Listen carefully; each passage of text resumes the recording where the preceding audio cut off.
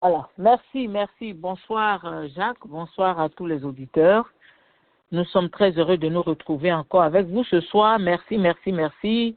Alors, vous venez d'écouter le discours du président Alassane Ouattara, discours qu'il a donné aujourd'hui pour célébrer la fête de l'indépendance de la Côte d'Ivoire. La Côte d'Ivoire aujourd'hui a 65 ans, c'est ça? Donc, je ne pense pas que ce soit ça qu'on appelle l'âge de la maturité. Évidemment, on se situe dans des différentes positions quand on parle de la maturité, mais en tout cas, nous croyons que l'âge de la maturité, c'est aux environs de 30 ans, même si on dit que la maturité, c'est 18-21 ans. Mais cette maturité dont parle le président, certainement nous concerne aux environs de 40 ans, 45 ans. Vous savez, quand on atteint 50 ans, 60 ans, on est maintenant dans l'âge de la retraite. Et on comprend le chef de l'État, lui-même, il a 83 ou 84 ans. Il veut encore se présenter. Donc, nous comprenons bien que sa borne de maturité a été déplacée jusqu'à 65 ans. Voilà, mais c'est pas bien grave. Alors, on a entendu un discours de M. Ouattara, un discours qui n'est pas du nouveau, hein. En tout cas, à mon sens, c'est du réchauffé. Voilà, c'est du réchauffé. Mettez-vous en mute, comme ça on ne va pas entendre les bruits de vos portes. Voilà, c'est du réchauffé, c'est le même discours. Il y a quand même quelques points sur lesquels nous allons insister. Par exemple, la contradiction profonde à laquelle on assiste en Côte d'Ivoire, où on libère des prisonniers pendant qu'on met d'autres en prison. C'est-à-dire que on libère des prisonniers, mais on arrête des gens qu'on met en prison. Et ceux qu'on libère, on dit que ce sont des prisonniers de droit commun. Et ceux qu'on met en prison, en fait, ce sont des prisonniers qui n'ont pas droit à être relâchés. Donc, vous voyez un peu, c'est toutes ces marmailles-là qui font que nos pays n'avancent pas. Quand on donne au président le pouvoir de gracier des criminels. Les criminels, on ne doit pas les gracier, ils doivent faire leur peine. Un point, un trait. Ce n'est pas une affaire de président gentil, président méchant. Voilà, donc sur ce point, en tout cas, nous allons en parler tout à l'heure avec nos panélistes pour voir quel est leur point de vue. Nous avons aussi l'aspect, selon le président, l'aspect des augmentations des salaires avec les fonctionnaires et aussi avec les retraités. Bon, c'est pas une mauvaise chose, c'est une très bonne chose, mais le délai pour que ce décret soit mis en action est un délai qui n'arrange pas les Ivoiriens parce que je crois bien c'est en janvier 2026. Alors, si M. Ouattara déjà nous dit ce qu'il décide de faire en 2026, ça veut donc dire qu'il est très convaincu qu'il sera le prochain président de la Côte d'Ivoire parce que, comme ils le disent eux-mêmes, c'est déjà bouclé, c'est déjà géré et on ne fera que confirmer sa présidence et puis voilà. Alors, on espère vraiment que le combat des opposants va continuer. Il y a la marche le 9, donc dans quelques jours, la marche des opposants. On espère que les Ivoiriens vont sortir très nombreux pour venir soutenir cette lutte que nous menons, ce combat pour la démocratie en Côte d'Ivoire. Alors,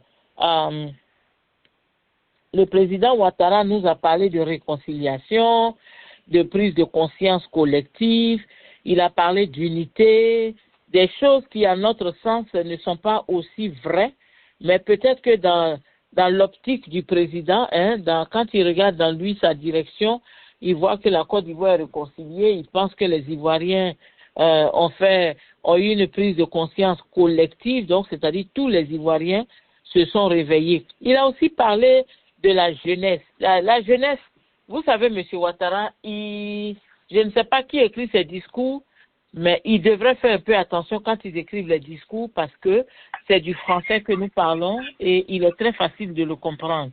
Alors, M. Ouattara dit que pour les jeunes, il y a eu plus de 1 million de jeunes impactés ces dernières années.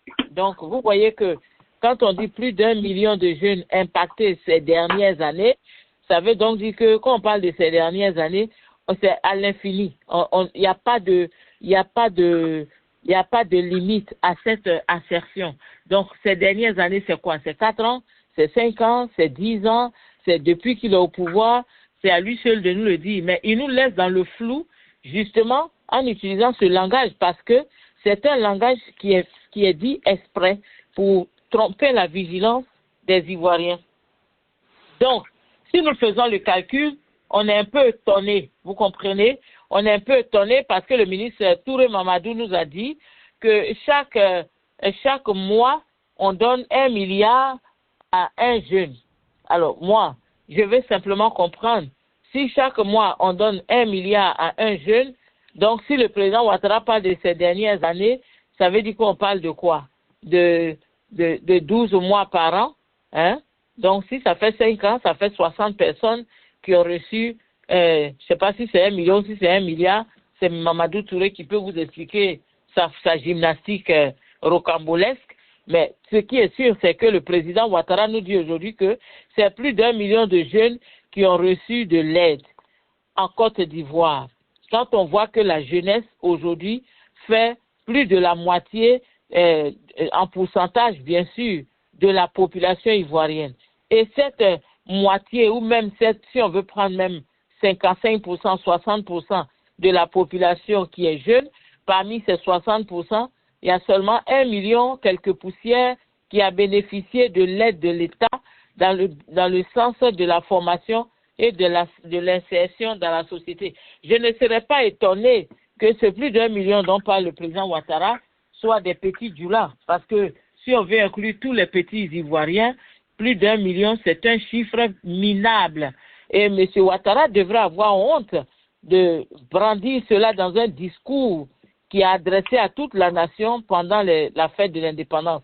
C'est un peu tiré par les cheveux, c'est un discours qui n'a pas écrit, je ne sais pas s'il a eu le temps de le réviser, c'est un discours peut-être qui n'est pas dirigé à consoler les Ivoiriens ou à rassurer les Ivoiriens, c'est un discours qui a été fait parce qu'il fallait qu'il soit fait, parce qu'il y a de grandes questions qui restent encore en suspens.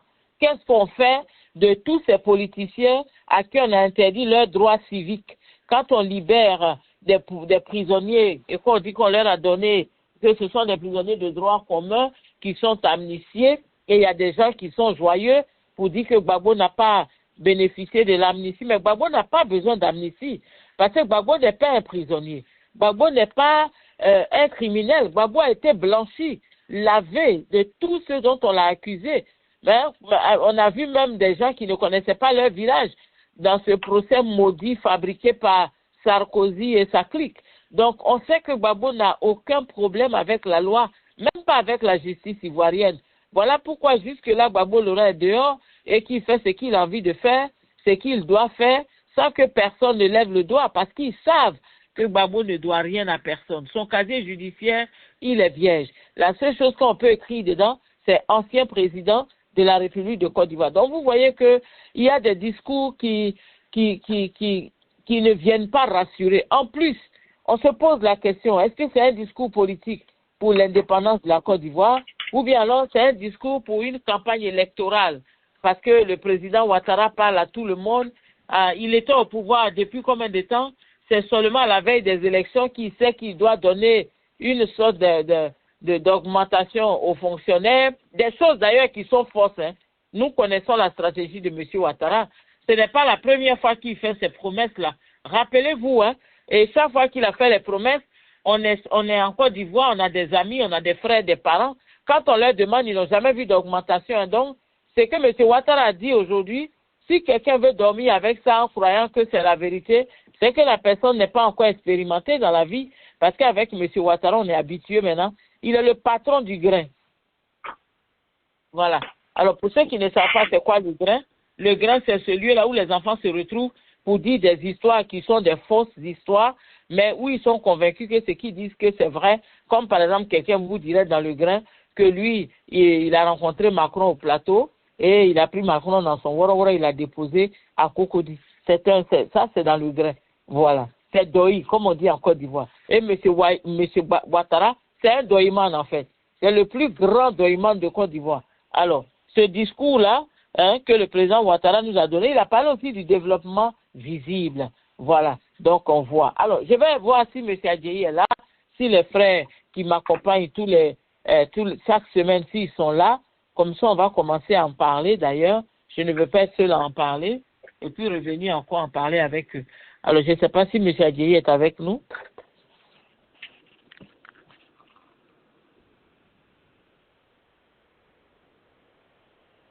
Ok, M. Adjei n'est pas là. Est-ce que M. Dunga? Ok. Pasteur Aka non plus?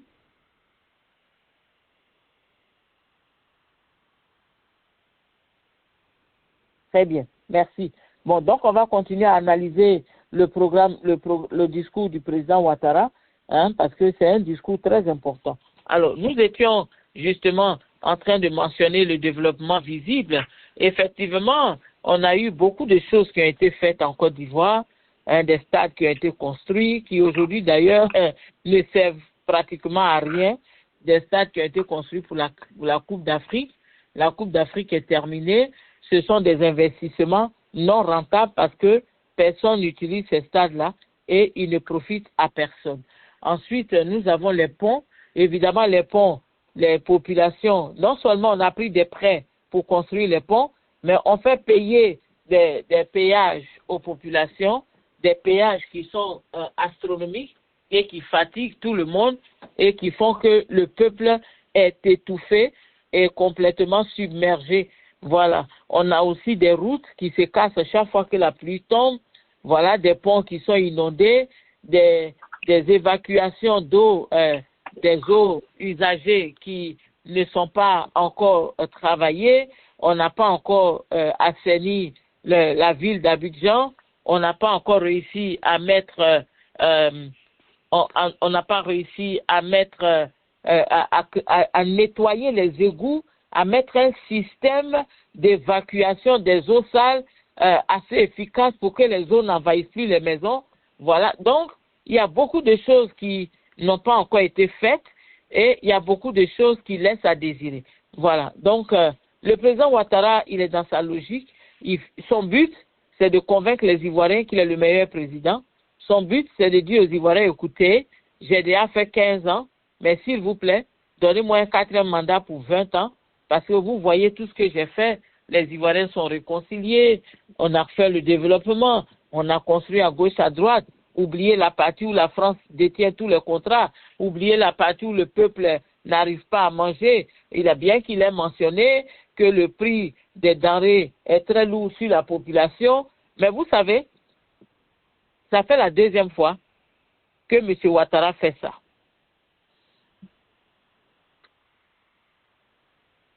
Voilà pourquoi nous prions vraiment qu'il y ait un changement en Côte d'Ivoire. Parce que rappelez-vous que dans son adresse à la nation, le président Ouattara avait encore mentionné le problème de l'électricité sans donner de solution. Il avait aussi parlé du coût cher de la vie en Côte d'Ivoire sans donner de solution, sans dire aux Ivoiriens quelle action il voulait entreprendre pour que les Ivoiriens vivent mieux. Aujourd'hui encore, M. Ouattara relance la même histoire, une manière de baratiner les Ivoiriens, et il dit que oui, il comprend que le coût de la vie est cher, il comprend que les populations, ça pèse sur les populations, mais il ne nous dit pas ce qu'il souhaite faire. Il ne nous dit pas quel est le programme du gouvernement pour pallier à cet état de fait. Donc, en fait, son discours, c'est un discours qui est très général. C'est comme quand vous allez chez un médecin généraliste, il ne s'occupe pas de savoir si vous avez un problème de cirrhose de foie, si vous avez un problème de diabète. Lui, il vous regarde, on ouvre votre bouche, on regarde dans vos oreilles, on regarde vos yeux, on touche un peu derrière l'oreille pour voir si vous avez des ganglions. Et puis, on dit, bon, mais les symptômes que vous donnez, c'est un palu aigu, allez traiter le palu. C'est un peu ce que M. Ouattara est en train de faire avec les Ivoiriens. Il ne s'adresse pas de façon très précise, très directe et très claire aux Ivoiriens pour dire, écoutez, voici la situation dans laquelle vous êtes, je sais que c'est pénible, eh bien, voici ce que j'ai prévu de faire pour que ça s'arrange. M. Ouattara ne fait pas ça. Donc, en fait, c'est un discours de roublard. On est en train de rouler les Ivoiriens, on est en train de nous mener en bateau. Je ne sais pas qui a son micro ouvert et qui bouge beaucoup. Ça dérange un peu. Voilà, donc fermez votre micro si vous n'êtes pas prêt à parler. s'il vous plaît. Voilà. Donc, c'est un peu comme de la roubladise. Il y a beaucoup de roubladise dans ce discours. On ne va pas vraiment, on ne touche pas vraiment au problème des Ivoiriens. On ne cherche pas à résoudre le problème des Ivoiriens, mais plutôt, on leur fait croire qu'on est au courant. Voilà. C'est un peu comme De Gaulle, je vous ai compris. Donc, le président Ouattara, il est au courant de ce qui se passe. Il le dit, il sait, on lui a dit, il comprend, mais qu'est-ce qu'il fait pour les Ivoiriens? Ça, c'est une autre affaire. Et c'est cette autre affaire-là qui est un problème pour les Ivoiriens, parce que c'est comme si les Ivoiriens sont laissés pour compte. Laissés pour compte. Laissés pour compte. Alors, M. Ouattara sait que nous sommes à la veille d'une marche qui a été reportée et tout ce qu'il a fait, c'est de lancer un appel aux leaders politiques, une manière de les, comme on dit en anglais ici, de les throw under the bus, c'est-à-dire qu'il les jette en pâture à la population et comme ça, demain, quand on va arrêter les leaders de l'opposition, le gouvernement pourra dire qu'ils n'ont pas été responsables, ils ont voulu créer le désordre dans le pays et voilà pourquoi on les a arrêtés. Donc, M. Ouattara prépare déjà les Ivoiriens aux prochaines arrestations qui vont avoir lieu à la marche du 9, en disant aux leaders politiques de manifester de la responsabilité. Mais quelle responsabilité doit-on manifester quand on réclame ses droits et qu'on veut nous museler, nous empêcher de parler? Donc, vous comprenez que cette campagne contre les opposants a déjà commencé et elle va continuer parce que, justement, M. Ouattara ne veut pas qu'il y ait des manifestations dans le pays. M. Ouattara ne veut pas que les Ivoiriens se manifestent, il ne veut pas que les Ivoiriens se plaignent, il ne veut pas que les Ivoiriens disent ce qui ne va pas. Alors, M. Ouattara a déjà dit aux opposants, écoutez, j'appelle à votre sens de la responsabilité. Donc, sachant qu'ils vont marcher le 9, il essaie de leur faire comprendre que, écoutez, le 9 là, si vous voulez marcher, il n'y a pas de problème, hein, vous marchez, mais sachez que moi, je vous dis déjà devant le peuple que si les choses ne vont pas, c'est votre faute. Vous comprenez? Donc, avec ce genre de comportement et de tactique, évidemment, on a des problèmes sérieux avec ce qui va arriver le samedi. M. Alassane Ouattara a déjà commencé à poser les bases. Alors, c'est vrai qu'il n'a pas dit directement aux Ivoiriens de le voter en octobre, mais son discours n'est rien d'autre que une sorte de campagne pour amener les Ivoiriens à le revoter. Bon, le voter, est-ce qu'on a besoin de le voter? Tel que le système est établi, M. Ouattara est déjà président. Que les Ivoiriens le votent ou pas, M. Ouattara est président. Voilà. Alors, je vous ai dit bonsoir à M. Adjei. Oui, bonsoir, c'est ça. Voilà, merci de nous joindre. Hein. Alors, aujourd'hui, nous analysons le discours du président Alassane Ouattara. Je ne sais pas si vous l'avez écouté, si vous avez eu le temps. Oui, je l'ai écouté en direct. Voilà, très bien. Alors, donc, je voudrais d'abord prendre votre opinion sur ce discours de M. Ouattara. Non, pour moi, ce n'est pas un discours, c'est du bavardage creux. Ouattara, comme il a l'habitude de se moquer des Ivoiriens, c'est juste quelque chose de creux. Il est venu bavarder, quoi. C'est tout. Pour moi, ce n'est pas un discours. Parce qu'un homme d'État, quand il ouvre sa bouche pour parler à la veille de l'indépendance de son pays, ce discours doit toucher les vies des gens. Et moi, je n'ai pas vu ça dans ce sera. Bon, pour moi, c'est juste une moquerie, quoi. Une moquerie à l'endroit des Ivoiriens. Les Ivoiriens de l'opposition de tout le monde. Alors, le président Ouattara parle d'abord, il a choisi la ville de Bouaké. Pour lui, c'est un endroit très symbolique. Évidemment, M. Adjei, nous attendions à ce que M. Ouattara fasse un clin d'œil à la rébellion parce que Bouaké, pour nous, en tout cas, Bouaké est symbolique par le fait que c'était le quartier général des rebelles. M. Ouattara n'a pas parlé de ça, il a plutôt parlé du fait que c'est une ville de douleur, c'est une ville de renaissance, et la dernière fête de l'indépendance, c'était il y a de cela combien d'années? 61 années, donc en 1964, si je ne me trompe pas.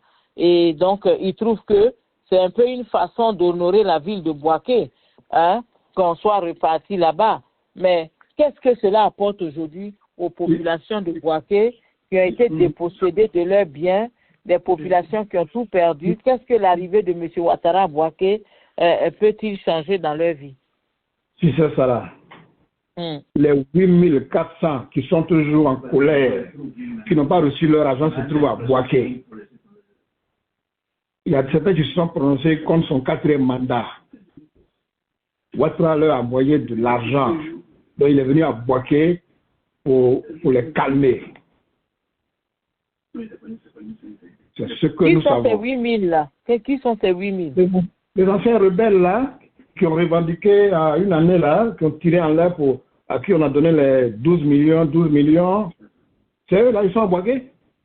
Donc si Ouattara ne les calme pas, pour son 4e mandat là, ils vont se révolter. Il y a plein de gens de Soro dedans. C'est une stratégie, c'est ça là. Comme c'est un vieux mafieux, un terroriste, il sait où frapper pour que les gens se calment. Voilà le choix de Bouaké. C'est pas anodin. Parce que Ouattara a peur. Il sait que les Ivoiriens ajoutés à ces 8400 là, ils tombent demain. C'est ça. Donc, pour vous, en fait, le président Ouattara va à Bouaké parce qu'il veut calmer ces rebelles qui sont là-bas et qui se plaignent. Ça a été déjà fait même avant qu'il arrive. Ils sont calmés, on les a calmés, on leur a donné des enveloppes, ils sont calmés. Alors, il a promis que bon, quand il va reprendre le pouvoir, il va payer le reste d'argent, il va leur donner les maisons qu'il avait promis. C'est ça. Voilà le choix de Bouaké. C'est stratégique.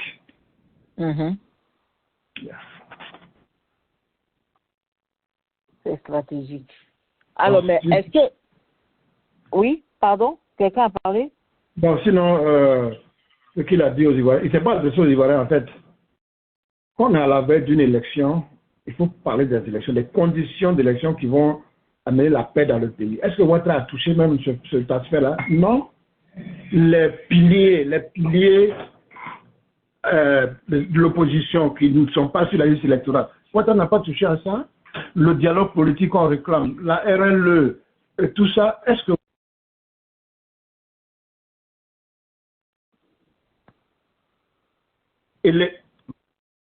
élection ou pas, Ouattara est déjà élu, il n'a même pas touché tous ces aspects-là.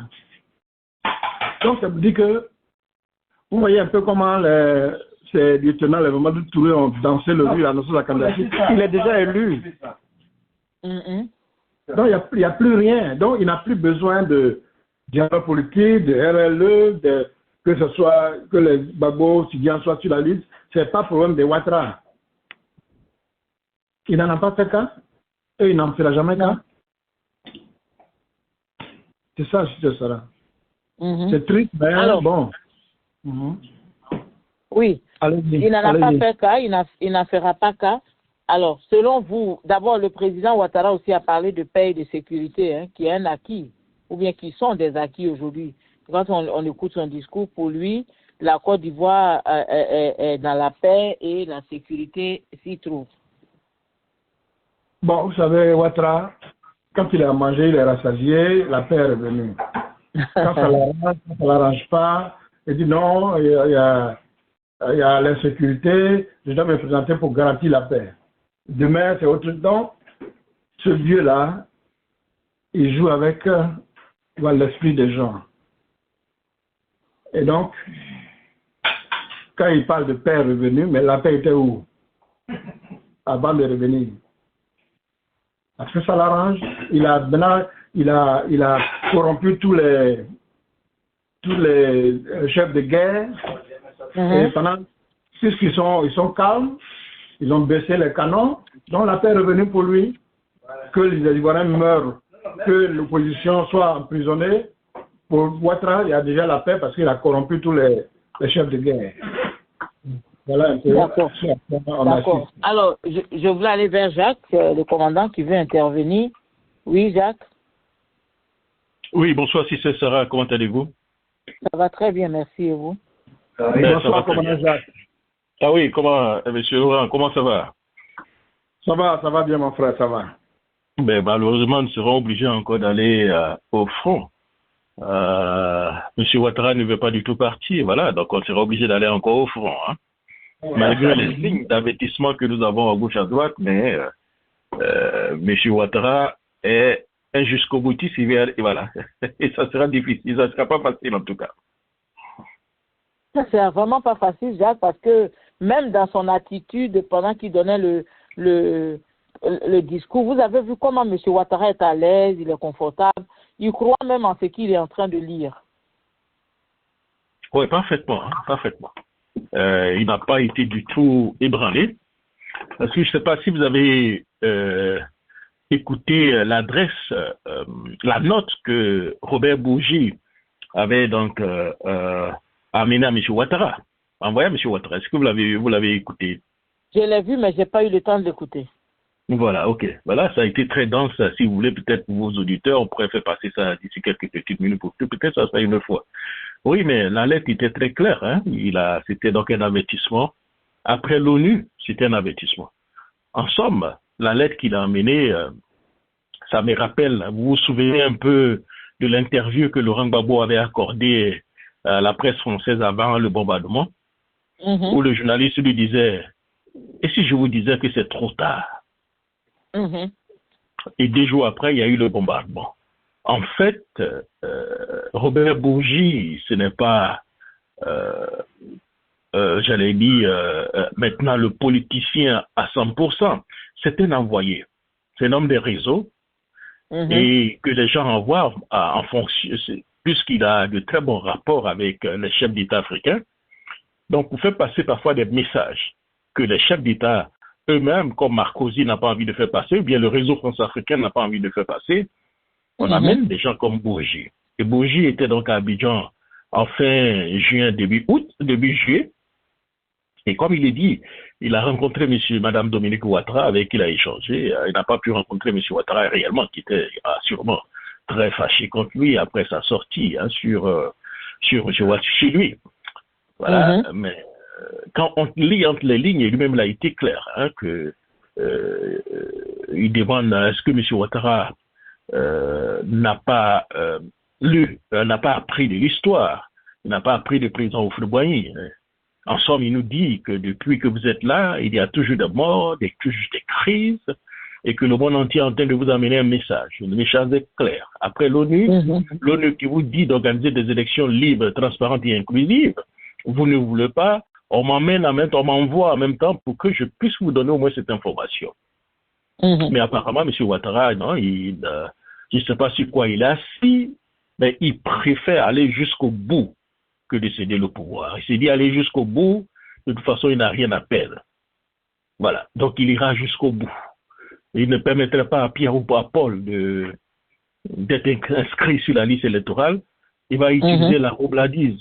Comme vous voyez déjà, il fait déjà des appels de pied à Laurent Gbagbo, puisqu'il a appelé Laurent Gbagbo selon donc Jeune Afrique ces derniers temps pour échanger avec lui et même inviter Laurent Gbagbo à la fin de l'indépendance à Bouaké. Ce que Laurent Gbagbo a refusé, et de l'autre côté, il demande à son parti politique d'engager donc des négociations avec CAP, CI, dirigé aujourd'hui par Mme Simone Gbagbo. Vous voyez? Donc, c'est une stratégie donc, de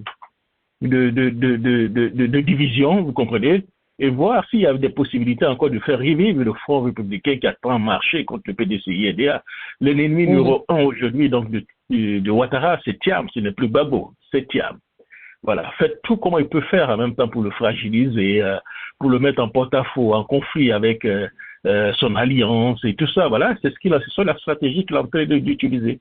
Et comme l'avait vu donc à Bouaké dans son discours, c'est un discours pour ses militants, en leur disant que tout ce que les gens sont en train de dire, là, soyez rassurés. Il a été clair que ces élections seront apaisées. Il a dit que les dispositions sont déjà prises pour que ces élections soient apaisées. Donc, il croit en ce qu'il est en train de faire au bras de fer. D'ailleurs, Bougie a été clair que M. Ouattara est en train de s'installer donc dans l'autocratie, vous comprenez. Voilà. Donc, si ce sera, bref, c'est un peu cela. Ce monsieur n'est pas prêt à lâcher le pouvoir. Non, il ne partira pas. Il ne partira pas de lui-même en fait. Et Jacques, c'est cela qui confirme un peu l'opinion de tous ceux qui pensent que M. Ouattara est comme un fruit mûr qui doit être cueilli. C'est-à-dire que il est temps que les gens le fassent sortir du pouvoir par un coup d'État ou bien par la main de Dieu comme on pense. Sinon, M. Ouattara, de son vivant, ne permettra jamais à la démocratie de s'installer encore en Côte d'Ivoire. Voilà. Il a aussi parlé de la souveraineté de la Côte d'Ivoire, Jacques.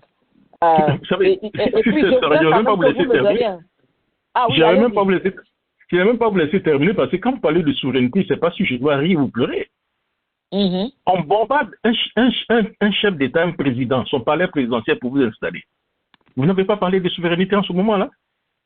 Ce sont les mêmes qui vous ont bombardé, qui vous ont remis le pouvoir aujourd'hui, qui vous disent d'organiser des élections. Les gens disent, sont en train de dire à Ouattara, tu as volé déjà un 3e mandat. On a laissé faire. Mais le 4e mandat, même si tu veux voler, ne sois un peu intelligent. Vous ne pouvez pas donc voler ce 3e mandat en écartant les fils du pays. Et puis allez vous seul vous faire élire pour un 4e mandat. Vous savez, c'est tellement ridicule si ce sera. Nous avons tellement laissé M. Ouattara faire qu'il continue toujours. Parce que quand vous revisitez l'histoire du 3e mandat, c'est vraiment frustrant si ce sera. Regardez ceux qui ont rédigé la constitution de 10 personnes que M. Ouattara lui-même a fait venir. Parmi ces 10 personnes, le professeur Ouganga Obu, qui était donc, si vous voulez, le président donc, de ces juristes-là, il y avait Ossé Cissé Bakongo, qui était donc le représentant donc, de Ouattara, conseiller de Ouattara, au sein de cette commission de rédaction de la Constitution. Vous avez aussi le ministre Sansan Kambile, qui était aussi comme le représentant donc, de M. Ouattara au sein donc, de la rédaction de la Constitution. Et ils sont venus nous dire que cette Constitution ne permet pas à M. Ouattara d'aller à un 3e mandat à compte tenu de l'article 183. Et cet article 183 ne brise pas, si vous la continuité, ne brise même pas du tout la continuité, donc on ne devait même pas parler d'une nouvelle république. L'article 183 permet à une continuité, ce qui veut dire qu'on ne devait même pas parler forcément d'une nouvelle république, que M. Ouattara soit candidat. C'est ce qu'ils nous ont dit. Et mieux, avant d'aller au vote, au référendum, ils ont fait passer même des messages pour dire que l'article 183 ne pouvait pas permettre à M. Ouattara d'aller à un 3e mandat. On finit de voter, on dupe le peuple, et M. Ouattara dit que l'article, lui, il maîtrise mieux le droit que Cissé Bakongo, puisque c'est ce que Cissé Bakongo nous a dit. J'ai dit mot pour mot. Il dit peut-être que M. Ouattara maîtrise mieux le droit que moi. Et il s'en va à un 3e mandat que nous avons permis. Donc, puisque nous avons permis ce 3e, il n'y a jamais de sans chose. Donc, il va aller maintenant à un 4e mandat. Donc, aujourd'hui, M. Ouattara n'est pas du tout intéressé par ce que vous et moi, nous pensons. Lui, il a déjà un électorat. Il a déjà donc des moutons qu'il a fait venir un peu partout de la sous-région. J'ai vu des images de Boaké aujourd'hui. J'ai appelé mes parents, mais si c'est ça, c'est vraiment énervant. La ville est remplie certainement donc de nos ressortissants qui sont allés s'installer et qui contrôlent Boaké. En allant à Boaké, c'est symbolique. Dans le discours de M. Ouattara, vous-même l'avez vu, quand il parle de Boaké avec fierté, c'est grâce à vous que je suis au pouvoir. Vous avez la rébellion s'est arrêtée à Boaké, vous avez divisé le pays grâce à Boaké, je suis au pouvoir. Voilà comment il allait narguer donc la population. Bref, si ce sera, ce monsieur ne partira pas comme ça. Il fera tout pour que la marche du 9 là n'ait pas de lieu. Vous comprenez? Voilà, ils ont infiltré la majeure partie donc des réseaux de l'opposition, des jeunes de l'opposition, et il attend donc après l'organisation donc de la fête de l'indépendance le 7, vous allez voir que les jours à venir, automatiquement, il y aura beaucoup de choses. Donc, bref, qui ce sera, c'est le discours de M. Ouattara. On n'a pratiquement rien appris. Il est venu dorer encore la pilule. Ce discours n'est que pour ses militants, mais pas pour la population ivoirienne. Pas pour la population. Alors, il a aussi parlé de... Est-ce que vous pensez que quand il parle de souveraineté, c'est une manière de vouloir amadouer la France? Parce que là, on sait très bien que la France est au contrôle de tout ce qu'il y a en Côte d'Ivoire. M. Ouattara parle d'une soi-disant souveraineté garantie. Il nous parle même aussi, côté développement, de nouveaux centres, des centres de santé. Alors, Jacques, je ne sais vraiment pas cette souveraineté, ces acquis de développement. Je ne sais pas quel est votre input sur ça.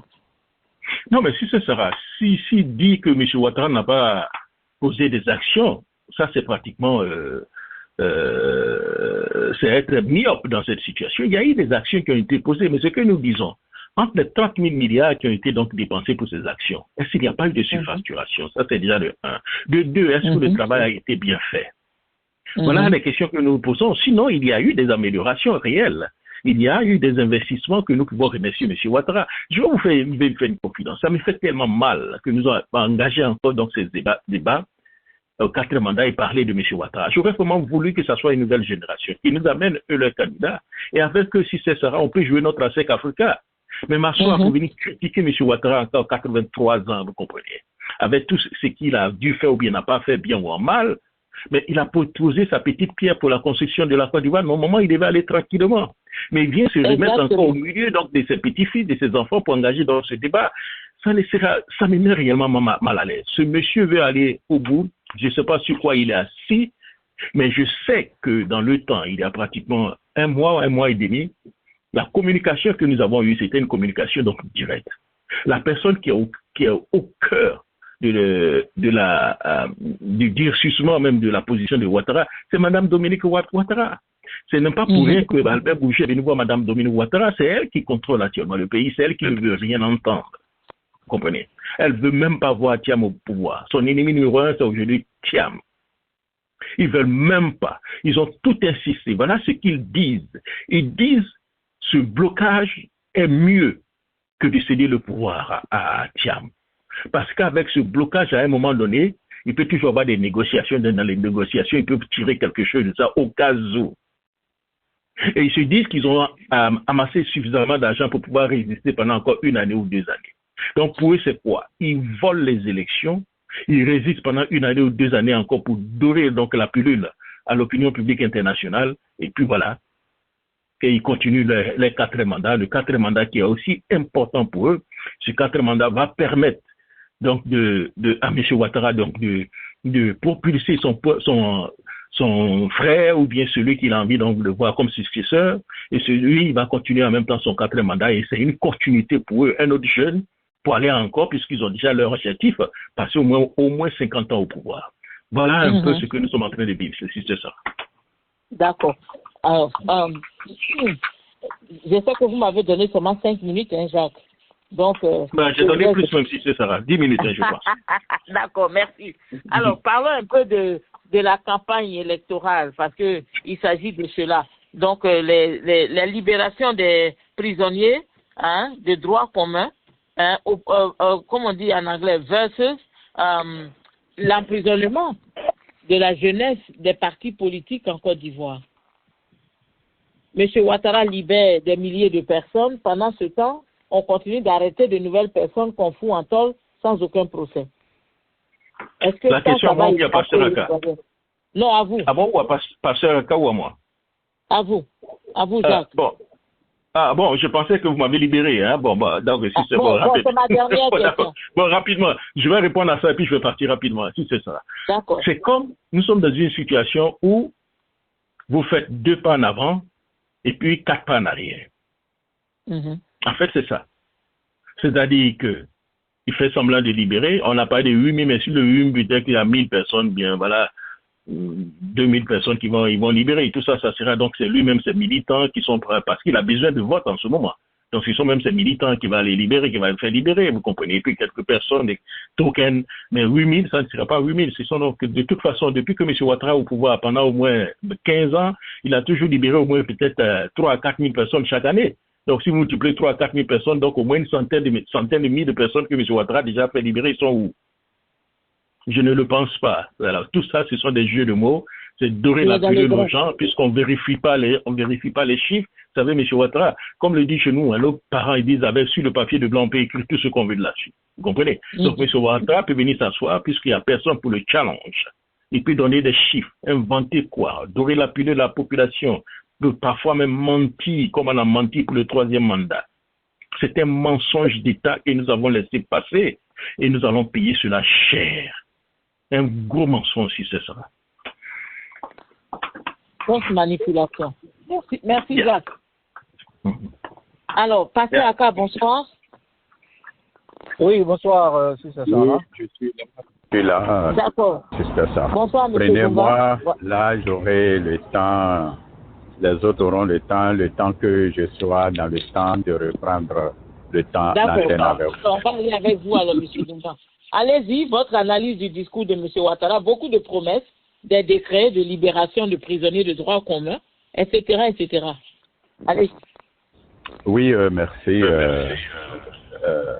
Jacques Roger. Merci, Pasteur Aka, Siagié est là, et merci, Sister Sarah, et tous les auteurs et autrices de Jacques Roger Show International. Vous voyez, je ne sais au fait quand Draman Ouattara est devant la caméra, je ne sais pas quel type de population à qui il s'adresse. Draman Ouattara ne s'adresse pas aux Ivoiriens. Il a sa population en part à qui il s'adresse. Quand, par exemple, et on a vu une vidéo sortie où Draman dit qu'en Côte d'Ivoire, les hôpitaux, on soigne gratuitement les femmes enceintes, les femmes qui accouchent, les bébés. Mais ce n'est pas en Côte d'Ivoire. Draman Ouattara a augmenté le SMIC. Ça fait combien d'années? Mais jusqu'à présent, l'État ivoirien même n'est même pas capable d'appliquer le SMIC, ce que lui-même l'a dit. Draman Ouattara a dit qu'il donnait... À qui il a donné ce SMIC-là? Draman a dit qu'on allait donner 1 milliard aux jeunes. Ça fait combien? Ça fait plus de 2 ans et demi. Mais vous pensez que les 1 milliard par jour aux jeunes, là, cet argent n'est pas décaissé? Mais quels sont ces jeunes qui reçoivent cet argent-là? Est-ce que oui, d'ailleurs, en parlant des jeunes, lui-même dira qu'il y a seulement plus d'1 million qui ont reçu... Non, je reviens. Non, attends. Non, ça c'est différent. Ça c'est différent. Aujourd'hui, il vient de proclamer qu'il y a 720 000 femmes qui ont reçu de l'aide. Mais quelles sont ces 720 000 femmes-là? Et puis, dans un pays où on donne de l'aide, ça veut dire que le pays est en crise, le pays est en guerre. On n'a pas de l'aide à 720 000 femmes. Mais ces 720 000 femmes-là, elles sont où? Elles sont repérables où? Quelles sont ces 720 000 femmes? Et il vient de dire qu'il y a, dans le programme présidentiel des jeunes, il y a 1 million qui ont reçu d'aide dans les différents secteurs de la Côte d'Ivoire, que ce soit agricole, atelier, Mais où sont réellement ces 1 million de jeunes qui bénéficient de ces aides? Où ils sont? Et les jeunes aujourd'hui en Côte d'Ivoire sont dans la misère totale, sont dans le comble total. Mais à qui Draman s'adresse-t-il? À des Ivoiriens, des Ivoiriennes? Je ne pense pas. Le discours que Draman Ouattara vient de prononcer aujourd'hui, augmenter les salaires. Moi, je pense que réellement, la mort est aux trousses de Draman Ouattara. Donc, il ne réfléchit plus, il n'a rien à perdre, il a tout gagné, il n'a jamais rêvé une fois dans sa vie être président, surtout en Côte d'Ivoire. Il a tout gagné. Il a mené la guerre contre les Ivoiriens depuis 1990 jusqu'à aujourd'hui. Et les Ivoiriens ne réagissent pas. Au contraire, même les Ivoiriens sont devenus des moutons qui bêtent derrière lui qui l'applaudissent. Draman Ouattara n'a plus rien à perdre. Il a tout gagné, il s'en fout, c'est la mort, il attend, un point, un trait, que les Ivoiriens fassent ce qu'ils veulent, et puis c'est tout. Draman Ouattara a, voici ce que les gens de RDR disent. Draman Ouattara a parlé, bien, on va voir ce que vous allez faire. Merci. Oui, alors, avant que vous ne partiez, puisqu'on a quelques minutes encore avec vous, monsieur Dungan, Draman Ouattara ne fera rien et il s'en fout des Ivoiriens. Alors, la marche du samedi, on a entendu dans le discours de M. Ouattara, il a déjà dit aux leaders politiques qu'il appelle à leur responsabilité. À votre avis, qu'est-ce que cela pourrait vouloir dire? Il n'a pas appelé à la responsabilité du gouvernement pour assurer, par exemple, une marche pacifique, mais il appelle plutôt pour déjà avertir les responsables politiques qu'on évite un peu les troubles. Alors, à votre avis? Non, c'est déjà programmé. Moi, j'ai dit hier, laissons les marches. Pensons plutôt à foudroyer Draman Ouattara. C'est tout. Laissons les marches. La population, on sait que la population est révoltée, la population est prête. Cherchons plutôt à le foudroyer de la manière la plus catastrophique de l'histoire de l'humanité. C'est tout. C'est ce qu'il attend. C'est ce que Draman attend. Et il n'y a personne. C'est tout. Sinon, ce qu'il a dit là, c'est une menace. Nous sommes dans un état de droit où la marche est autorisée constitutionnellement. Si les gens veulent marcher, il appartient à l'État d'assurer la sécurité, mais il les met au défi. Si vous marchez, quelque chose arrive, et quelque chose va arriver, et il va profiter pour régler les comptes. Je vous remercie. Merci. Alors, Pasteur Aka, bonsoir encore. Voilà. Oui, bonsoir, Sarah. Voilà. Allez-y pour votre apport. Bon, pour le discours, comme les autres ont dit, hein, c'est un discours, c'est une routine. Hein. Là, il y a vraiment rien. Il ne fallait pas être surpris, il ne fallait pas s'attendre à un discours quelconque d'apaisement ou bien de restauration. Parce que le fait déjà d'avoir déclaré qu'il est candidat pour un 4e mandat, il ne fallait pas s'attendre à un discours quelconque. Donc, sur ce plan-là, il n'y a vraiment pas de commentaire à faire parce que pour moi, il est vide. Okay. Voilà, c'est pas tout, il est un discours qui est vide. Mais ce qu'il faut retenir, c'est que il faut que les gens comprennent que le 4e mandat réclamé par le président Ouattara, ce n'est pas pour la Côte d'Ivoire. Parce que les mots qu'il a utilisés, les raisons qu'il a utilisées sont claires. Aujourd'hui, regardons un peu l'évolution dans ce monde. Regardons un peu les enjeux. La guerre de l'Ukraine, la guerre de l'Israël, le problème avec l'Iran, les tribulations au niveau de la Corée du Nord.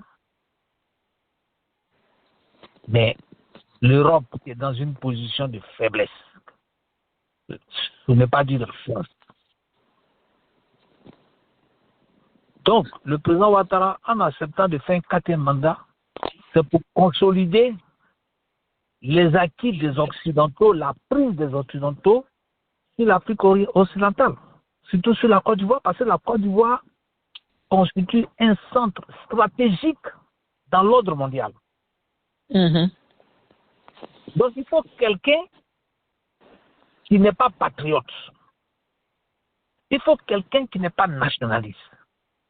Il faut quelqu'un qui peut faire l'affaire des Occidentaux. Quelqu'un même qui n'a pas d'attache avec le pays. Voilà. Donc, lorsqu'il parle de souveraineté, il parle de, comment on appelle, monétaire et tout, mais c'est pour faire des blocages. Parce que le problème, c'est quoi? Les Africains aujourd'hui veulent avoir leur propre monnaie. On sait que ce qui s'est passé. Et comme la Côte d'Ivoire représente près de 40%, pour ne pas dire 60% au niveau de la CEDEAO, si la Côte d'Ivoire accepte, comment dirais-je, de céder ou bien de rentrer dans l'esprit panafricaniste, c'est pas bon pour les Français. C'est pas bon. Ouais, c'est pas bon. Donc, faut pas qu'on soit surpris. Faut pas qu'on soit surpris. Voilà, faut pas qu'on soit surpris. Donc, moi, je pense que aujourd'hui, la responsabilité est au peuple ivoirien. C'est le peuple qui doit prendre ses responsabilités. C'est les Ivoiriens qui doivent prendre leurs responsabilités. En quoi faisant? Ben, soit ils acceptent de donner un 4e mandat, soit ils refusent, parce que sur le plan de la Constitution, c'est déjà une violation. C'est déjà une violation sur le plan de la Constitution. Voilà. Donc aujourd'hui, les Ivoiriens doivent comprendre que nous sommes en face d'une réalité, parce que le gouvernement, comme je l'ai plusieurs fois dit, ne pose aucun acte de cohésion, ne pose aucun acte de paix, ne pose aucun acte de soulagement. Tous les actes que le gouvernement pose, c'est des arrestations, c'est des convocations. Si tu as dit oui ou non, tu as même pété dans ton salon, on va te convoquer. Il n'y a pas un acte même. Et donc le discours n'est pas surprenant, parce que pour un chef d'État qui sait, même que ses intentions soient minimes et qu'il y a un déséquilibre, un mécontentement même d'une partie de la population, la première des choses, c'est d'engager un discours d'apaisement. On n'a pas besoin de discours comment on appelle, de parler de bilan ou bien de parler de réalisation. Et puis, comme l'autre a dit, quand on parle de la grâce qu'on accorde aux prisonniers, mais écoutez, multiplier, je crois que c'est le commandant Jacques qui a parlé de ça. Alors, chaque année, il y a au moins 2500 personnes qui sortent qu'on ne voit jamais. Ça veut dire que, mais nos prisons là sont éclatées. D'abord, ça, c'est ça, dans le droit humain même, c'est contre la loi. Tous ces mondes-là en prison, mais c'est presque toute la Côte d'Ivoire qui est en prison. Parce que chaque année, on parle de 2500. Fin d'année, on parle de 2000, 3000. Hein? Donc, il faut multiplier ça par combien d'années? 15. Vous voyez ce que ça fait? C'est la méchanceté. C'est pas humain. Voilà. Il faut que ce gouvernement-là se remette en cause. Et puis, si vraiment ils aiment la Côte d'Ivoire, qu'ils posent des actes. Il n'est jamais trop tard pour bien faire. Il faut qu'ils posent des actes d'apaisement. Il faut qu'ils posent des actes de tranquillité. Il faut qu'ils ouvrent le dialogue politique. Il faut qu'ils comprennent que la Côte d'Ivoire, là, qu'ils le veulent ou pas, ce qui est sûr, ce gouvernement-là passera d'un jour à l'autre. Ce n'est pas un gouvernement éternel. Au fond, même à faire combien d'années il est parti. Alors, autant bien parti que de mal parti. C'est ce que je voulais dire. D'accord. Merci, Pasteur Aka. Oui, je voudrais quand même, Pasteur Aka, qu'on parle un peu des hôpitaux avant que je retourne vers M. Adjei. Les hôpitaux en Côte d'Ivoire, on a parlé de nouveaux centres de santé. Vous savez, j'ai été choquée de découvrir que il y a une dame dont la sœur est malade et les médecins ont demandé qu'on lui fasse une transfusion sanguine. Et quand ils sont allés, on leur a dit qu'il n'y a plus de sang dans les banques de sang en Côte d'Ivoire. C'est-à-dire que tout Abidjan, il n'y a pas de sang. On ne peut pas trouver de sang pour donner à quelqu'un qui a besoin de transfusion sanguine. Quand M. Ouattara vient faire son discours le 6 août, il nous dit que la Côte d'Ivoire est un pays où il y a de nouveaux centres hospitaliers, etc., etc. Un système médical aujourd'hui où quand vous allez à l'hôpital, aucun médecin ne vous rencontre, aucun médecin ne vous reçoit. C'est ce qu'on vous demande d'abord, les agents de santé vous demandent d'aller faire des centaines de milliers d'examens que vous ramenez et c'est à partir de là maintenant qu'on pourra vous dire ce qu'il y a avec vous. Alors, est-ce que M. Ouattara, on sait qu'il est dans le grain, hein, mais est-ce que M. Ouattara, en disant cela, n'est toujours pas en train de continuer à se foutre de la population ivoirienne? Bon, vous savez, les centres sont construits, hein, mais il y a le fonctionnement. Voilà. Mais le fonctionnement est justement plus important que la construction. Oui, justement, on peut construire les centres. Le tout, ce n'est pas de construire. Voilà. Le tout, ce n'est pas de construire. On construit les centres pour soulager la population. Voilà, on peut construire les centres, mais il faut la rendre opérationnelle. Et puis, il y a le traitement aussi salarial des médecins. C'est ça le problème. Donc, c'est préoccupant. C'est du tape à l'œil. Aujourd'hui, le taux de mortalité est très élevé en Côte d'Ivoire. Mm-hmm. Bon, pour le problème du sang, les gens ont faim, les gens n'arrivent pas à bien manger. Qui va leur donner son sang? C'est ça aussi la question.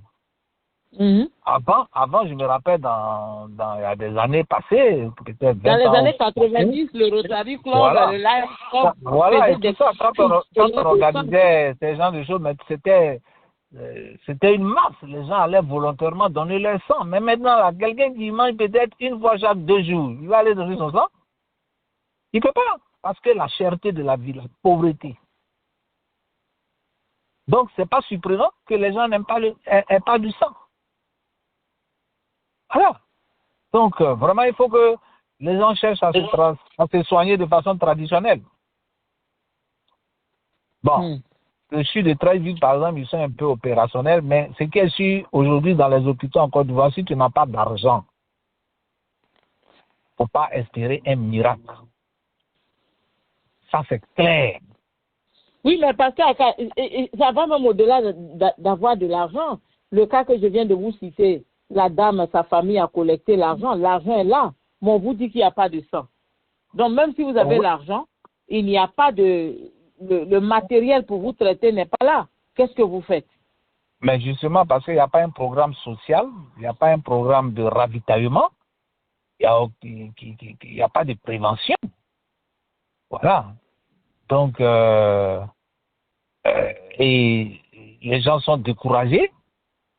Sur les donneurs universels, comme je l'ai dit, quelqu'un qui ne mange pas, quelqu'un même pour se déplacer, même a des problèmes pour payer le transport, quel sang il va lui donner? Son petit sang qui est dans son corps là, s'il enlève quelque chose, quelques millilitres, son dernier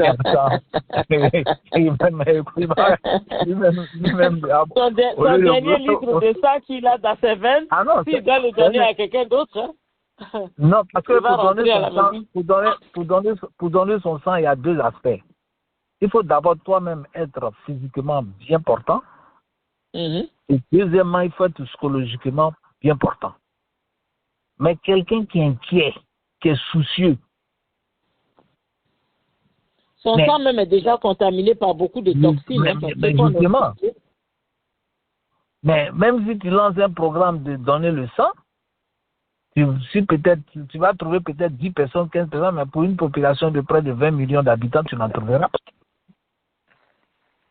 Voilà, tu n'en trouveras pas. Mais c'est des situations auxquelles il faut que les organisations de bienveillance aient les moyens pour organiser aussi ces prises de sang, de collecte de sang. Et puis quand on collecte le sang aussi, il faut que ça soit disponible dans les hôpitaux. Il faut préserver, il faut entretenir. C'est pas de tout qu'on prend le sang comme ça et puis on garde. Parce qu'il y a une conservation. Est-ce que nous avons le matériel pour conserver? Est-ce que nous avons les entretiens pour tout ça? Ouais. Et puis l'autre problème, c'est que on vous dit qu'il n'y a pas de sang, mais par les relations, les gens sont capables de trouver une poche de sang. Parce que c'est ça aussi la corruption dans le pays qui fait que les gens ne font pas ce qui est correct et qu'on ne donne pas à chacun ce qu'il mérite. Oui, tu as un problème de sang. Ouais. Si tu as un problème de sang, que tu as un parent ou un ami dont le sang est à compatibilité, il peut faire le sacrifice de te donner un peu son sang. Non, mais le problème, c'est que quand il vous donne... Non, même si vous trouvez, le problème, c'est que même si cette personne vous donne son sang, on prend le sang de la personne là devant vous. Mais ce sang, on ne peut pas vous le donner sur place. On doit le traiter pendant au moins 2-3 jours. Maintenant, vous n'avez même pas la garantie que le technicien de laboratoire qui travaille là-bas à la banque du sang ne va pas passer dans le dos de quelqu'un pour vendre cette poche-là à quelqu'un d'autre. Ouais. C'est ça. Donc, vraiment, c'est des situations auxquelles on doit vraiment travailler là-dessus parce que ça, c'est pas bien pour l'image du pays. Pour une femme qui va à l'hôpital, qui a besoin de sang et puis on n'en trouve pas et tout ça, c'est pas bien. Ça présente pas bien. Ça ne présente pas bien. D'accord. Surtout Alors, avec M. les problèmes aujourd'hui, c'est pas bon. Ouais. Oui, c'est ça. Oui, c'est ça. Allez-y. Bon, concernant les hôpitaux, bon, le gouvernement de Ouattara, sinon ces ministres font toujours la promotion, ils parlent de leur bilan, ils ont construit ceci et cela. Vous savez, un hôpital, ce n'est pas le bâtiment qu'on construit avec des briques. L'hôpital, c'est ce qui est à l'intérieur, c'est-à-dire les machines qui gèrent le secteur médical qui sont à l'intérieur de ce bâtiment et le service qu'on met au service de la population. C'est tout ça qui fait l'hôpital ou bien le centre médical. Mais ce que nous constatons, ces gens-là pensent que pour avoir fait des briques, pour élever des murs, mettre des tôles en haut, on a un hôpital. Non, c'est pas vrai. Ce n'est pas vrai. Moi, j'ai toujours dit sur cette radio, il n'y a pas d'hôpital en Côte d'Ivoire. Ce que nous avons en Côte d'Ivoire, ce sont des comptoirs médicaux. Un comptoir médical, c'est quoi? Quand on parle d'habitude, quand on parle d'un comptoir, c'est des agents qui sont derrière une table qui donne un service. Vous voulez acheter quelque chose, vous allez, on vous dit, voici le prix, voilà la marchandise. Vous déposez votre argent, vous prenez votre marchandise. C'est ça un comptoir. On a le comptoir de diamants, le comptoir de l'or, le comptoir de ceci et de cela. En Côte d'Ivoire, si tu n'as pas d'argent, on va pas s'occuper de toi. C'est un comptoir médical. C'est différent des hôpitaux. Mais comme Ouattara s'adresse à des moutons, et quand il dit quelque chose, ils applaudissent. Pour eux, ils ont construit des hôpitaux. Mais pour nous, c'est de la poussière aux yeux. Nous n'avons pas encore un système médical. Nous avons des comptoirs médicaux. Voilà ce que je peux dire par rapport à ça.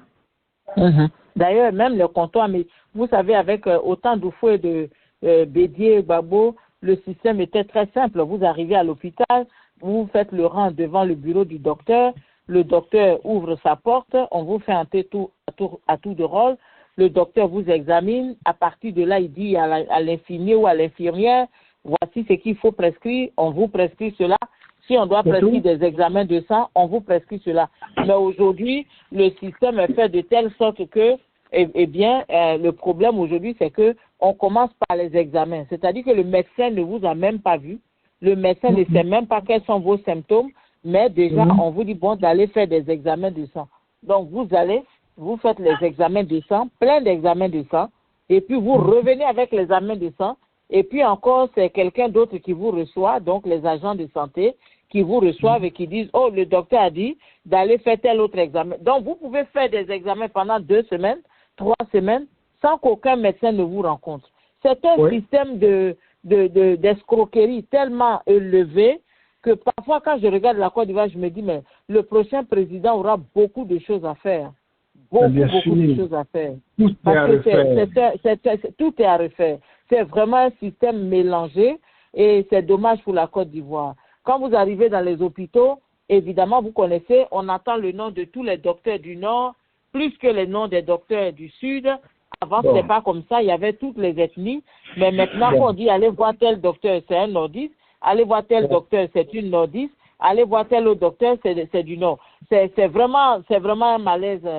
C'est un système très, très dangereux dans lequel la Côte d'Ivoire est en train de vivre.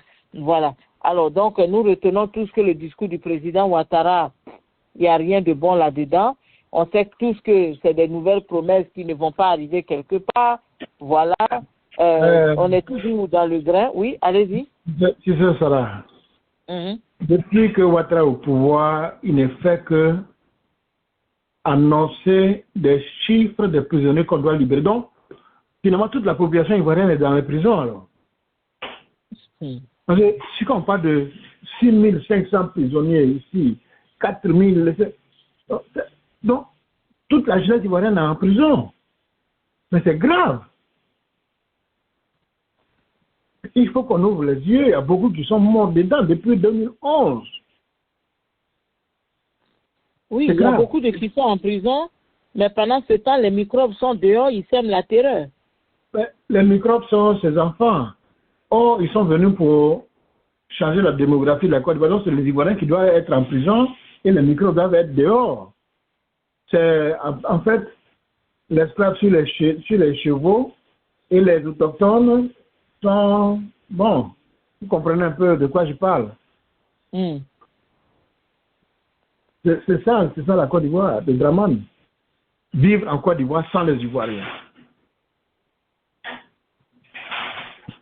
On l'a toujours dit à répétition, on l'a toujours dit sur les antennes, dans nos débats, mais ça ne changera jamais, tant que Ouattara est là. Yeah. On ne changera jamais. D'accord, merci à vous. Je vais commencer. Je ne sais pas si M. Dunga veut dire quelque chose. On va faire le tour de table pour finir cette rencontre. Voilà, ce soir. Non, accordez-moi quelques temps encore. 5 minutes. Merci. Ok, merci. Alors, passez à ça. Allez-y pour votre mot final. Hein. Bon, vraiment, il faut dire que souhaitons que toutes les têtes pensantes de ce pays puissent vraiment se mettre ensemble pour réfléchir au bien-être de la population. Parce que le pays est vraiment divisé, il y a trop d'inconduité, il y a trop de problèmes. Et ce n'est pas bon même pour l'être humain que nous sommes. Donc, souhaitons que 2025 soit l'année de la restauration et puis de la cohésion totale. Et que le prochain gouvernement qui va venir soit un gouvernement du peuple, pour le peuple et par le peuple, et qui sert le peuple avec le peuple. Merci. Merci, Pasteur Aka. Oui, M. Adjaï, votre mot final. Hein? Tu sais, Sarah, je voudrais lancer un appel à l'opposition ivoirienne.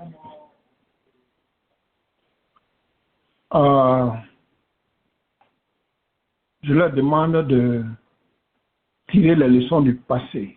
Depuis 2002 jusqu'à aujourd'hui, ce que la Côte d'Ivoire a vécu, ce que la population ivoirienne a vécu. Il faut qu'ils tirent les leçons, qu'ils fassent une synthèse et qu'ils s'organisent pour faire une réunion de crise. Cette réunion de crise, voilà les thèmes qu'on doit débattre. Nous avons, il y a un peuple qui est venu pour nous remplacer par des apatrides. Qu'est-ce qu'on fait pour remonter la pente, pour réclamer notre pays et de prendre possession? Premier thème. Comment on fait, comment on s'organise pour les mettre en déroute? Parce que la Chine a fait cela, a vécu la même chose. La Chine et l'Europe de l'Est, mais la Chine en particulier, avait été envahie comme les Djoula ont envahi la Côte d'Ivoire par petites vagues dans les villages, les Djoula beaucoup, dans les campements partout. Les Mongols l'avaient fait en Chine et ils avaient leur programme. Comme les Djoula ont fait l'achat du Nord pour exterminer les Ivoiriens, les Mongols ont fait la même chose. Ils ont tué les Chinois de combien de millions, mais il leur restait peut-être le quart de leur population. Ils ont été traumatisés et le reste, ils les avaient capturés pour les mettre dans leur cuisine, pour faire comme des serveurs, des bols cuisiniers et tout et tout. Et donc, ils avaient décidé d'être là, d'être dans le pays pendant au moins 100 ans. Mais les Chinois se sont organisés. Si on voit aujourd'hui que les Chinois ont une culture où ils ne travaillent qu'entre eux, où il ne faut pas confiance à quelqu'un, mais ils ont appris la leçon du passé. Et ils se sont organisés ils étaient dans les foyers des Mongols en train de préparer pour eux, avec leurs femmes, ils faisaient leurs enfants, 1 enfant, 2 enfants, 3 enfants. Pendant 4 générations, les enfants ont grandi, ils les ont formés dans les arts martiaux, formés dans les écoles militaires. Ils parlaient entre eux, ils chuchotaient, ils parlaient leur langue. Ils ont fait le projet, mais quand ils se sont mis debout, ils ont repris leur pays. Voilà comment un peuple qui a pris une conscience, qui a fait une prise de conscience, s'organise pour reprendre son pays. Je veux tirer l'attention de l'opposition ivoirienne de faire cette synthèse-là, de partir de l'histoire de la Chine pour s'organiser pour reprendre leur pays. Je ne suis pas en train de citer à la haine, mais l'histoire se répète et il faut apprendre les leçons du passé. Il est encore temps qu'on reprenne notre pays. Parce que Ouattara est vieux, il va plus faire même 5 ans.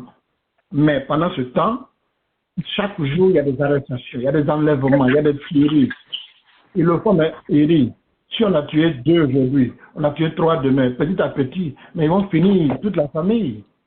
Donc, c'est ça. Il faut que les Ivoiriens, il faut qu'il y ait un réveil de conscience générale pour qu'on change de logiciel. Voilà le message que je vais envoyer à l'opposition ivoirienne. S'ils m'ont entendu, si quelqu'un m'a entendu, qu'il relaie ce message pour qu'on change de stratégie. Une marche qui a été prévue le 2 vers Koumassi Marcory, aujourd'hui elle a renvoyé à Yopougon parce qu'ils ont dit si vous marchez, vous venez à la part de la République, il y a la présidente qui est là, donc c'est eux qui décident.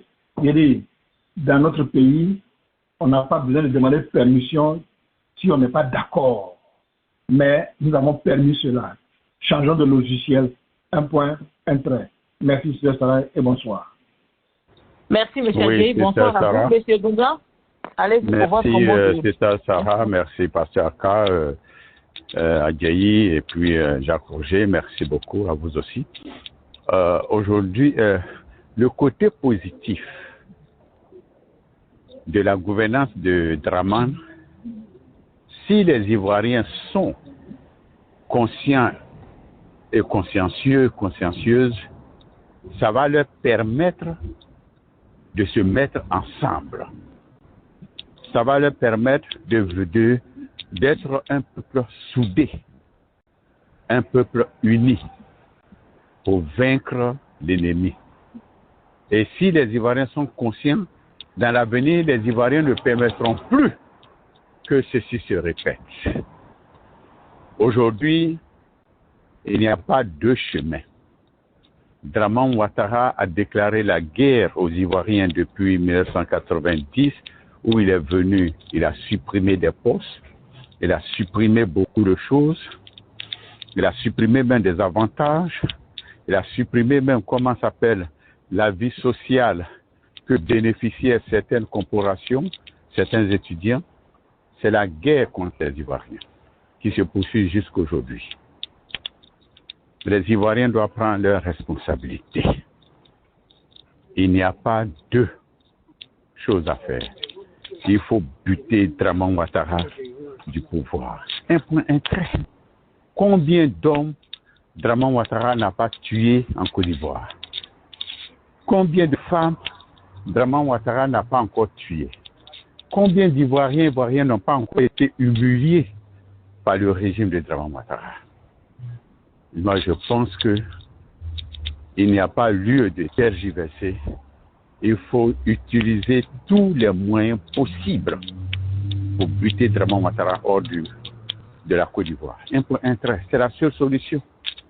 Et les Ivoiriens vont se remettre ensemble pour planifier, reprogrammer une nouvelle Côte d'Ivoire, où l'Ivoirien est à l'aise, l'Ivoirien est content de son pays et de ses dirigeants.